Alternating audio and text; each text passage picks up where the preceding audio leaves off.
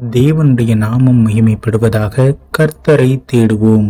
சங்கீதம் 34 10 சிங்க குட்டிகள் தாழ்ச்சியடைந்து பட்டினியாயிருக்கும், கர்த்தரை தேடுகிறவர்களுக்கோ ஒரு நன்மையும் குறைவுபடாது.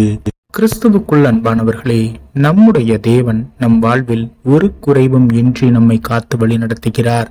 நமக்கு தேவையான அனைத்தையும் பரமபிதா அறிந்திருக்கிறார் என்று வேதத்தின் வசனம் சொல்கிறதே. தேவன் நம்மை நன்மையால் இந்நாள் வரைக்கும் காத்து வழி நடத்தினார். நம்முடைய இக்கட்டான சூழ்நிலைகளிலும் தேவன் நமக்கு துணை நின்று நம்மை பாதுகாத்தார். நமக்கு எந்த ஒரு தீமையும் அணுகாத வண்ணம் பாதுகாத்தார்.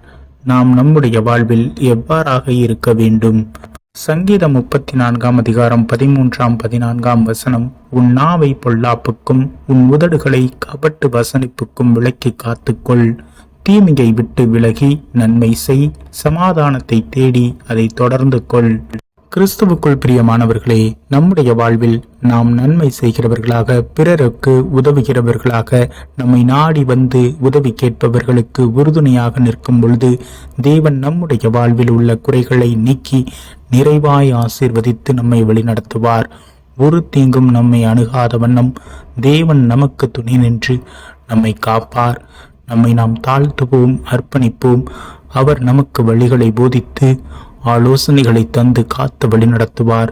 நாம் நம்முடைய வாழ்வில் இக்கட்டான சூழ்நிலையில் என்ன செய்ய வேண்டும்?